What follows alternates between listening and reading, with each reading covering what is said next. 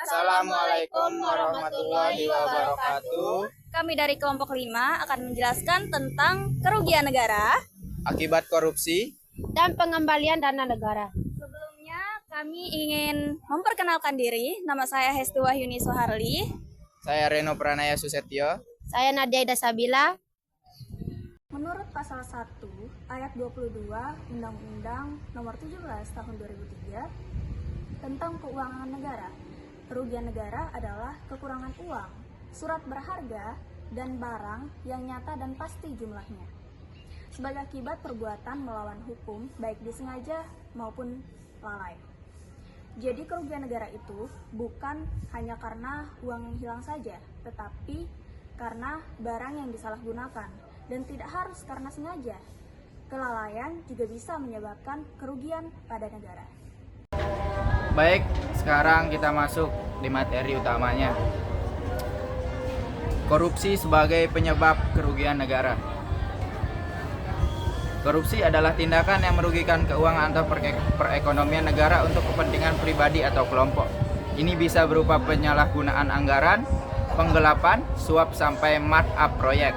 Dampaknya sangat besar, antara lain menghambat pembangunan, meningkatkan kemiskinan, menurunkan kepercayaan publik, dan tentunya menimbulkan kerugian negara. Misalnya, dalam pengedaran EKTP yang terkenal itu, negara dirugikan lebih dari 2-3 triliun rupiah, padahal dana itu seharusnya untuk program kependudukan yang penting. Terima kasih. Baik, di sini saya akan menjelaskan bagaimana cara mengembalikan kerugian negara. Bagaimana sih cara negara mengembalikan kerugian akibat korupsi? Ada beberapa cara. 1. Proses hukum dan pemidanaan. Pelaku korupsi di proses hukum bisa dikenakan pidana penjara dan juga hukuman pengembalian uang pengganti. 2. Penyitaan dan perampasan aset.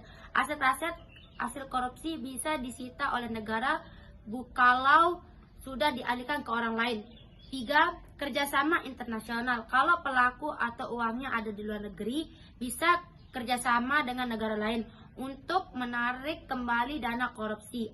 4. Audit dan pencegahan. Penguatan sistem audit dan pengawasan dari BPK dan KPK juga penting agar kerugian negara tidak terulang kembali. Dan penegakan hukum saja tidak cukup, kita juga butuh peran masyarakat dan transparansi untuk mencegah korupsi. Baik, terima kasih. Sekian dari kelompok kami. Assalamualaikum warahmatullahi wabarakatuh.